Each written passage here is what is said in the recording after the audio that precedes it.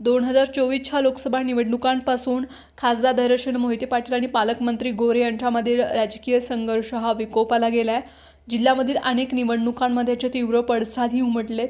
मोहिते पाटील यांनी भाजपपासून दूर जात या भागात शरदचंद्र पवार राष्ट्रवादीची ताकद वाढवले, तर लोकसभेला गोरे यांचे जिवलग मित्र रणजितसिंह नाईक निंबाळकर यांचा पराभव केला होता। यानंतर येथे भाजपने मोहिते पाटील यांच्या विरोधामध्ये जोरदार मोर्चेबांधणी केली। इतके दिवस स्थानिक स्वराज्य संस्थांच्या निवडणुकांमध्ये मोहिते पाटलांविरुद्ध पालकमंत्री गोरे असा संघर्ष पाहायला मिळाला होता। मात्र आता पहिल्यांदाच सहकारातही अनेकांना आव्हान देण्याचं काम आता सुरू झालंय। लवकरच जिल्हा बँकेची निवडणूक होणार असून यासाठी भाजपने जिल्ह्याच्या सहकारातील आपल्या सहकाऱ्यांना बरोबर घेऊन निवडणूक बिनविरोध करण्याचे प्रयत्न आतापासून सुरू केलेत। मात्र मोहिते पाटील गट कोणती भूमिका घेणार याकडे लक्षही लागलं आहे। अनेक वर्ष मोहिते पाटलांचं या बँकेवरती वर्चस्व आहे। जुन्या नेत्यांनी जिल्हा बँक आणि दूध संघामध्ये राजकारण आणलं नव्हतं।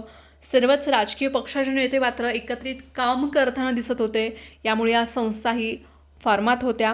मात्र नंतरच्या काळात अनेक उलटापालटी झाल्या, संस्था अडचणीत आल्या आणि जिल्ह्याच्या सहकाराची घडी विस्कटली।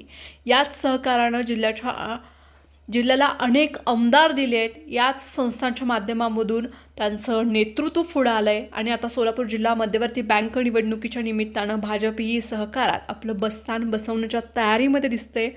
पालकमंत्री गोरे यांनी राजकीय क्षेत्रात जशी कामगिरी या जिल्ह्यामध्ये केली आहे तशी ती सहकारात करू पाहत असल्याचे संकेत मिळत आहेत। याचा जिल्हा बँकेमध्ये यापूर्वी वर्चस्व होतं। यातील बहुतांश नेते आता भाजपसोबत आहेत, त्यामुळे पालकमंत्र्यांनी व्यूहरचना आखण्यास सुरुवात केली आहे। स्थानिक स्वराज्य संस्था आणि नंतर विधान परिषद निवडणुकीमध्ये गोरे यांनी पेरेचं राजकारण करत येते भाजपची ताकद वाढवले। याच धर्तीवर आता जिल्हा बँकेमध्ये त्यांनी लक्ष घातले। जिल्हा बँकेच्या निवडणुकीमध्ये खासदार मोहिते पाटील यांची भूमिका महत्त्वाची ठरणार आहे। सध्या त्यांचं लक्ष भाजपच्या भूमीकडे जी भूमिका आहे त्याच्याकडे आहे आणि विधान परिषद निवडणूक ही बिनविरोध करण्याची तयारी पालकमंत्री गोरे यांनी केली। मात्र तसं घडलं नाही। मोहिते पाटील समर्थक वसंतराव देशमुख यांनी आव्हान दिल्यानं ही निवडणूक लागली होती। यामुळे जिल्हा बँकेच्या निवडणुकांकडे जिल्ह्यामधील नेत्यांचं आणि सभासदांचंही लक्ष लागून राहिलंय।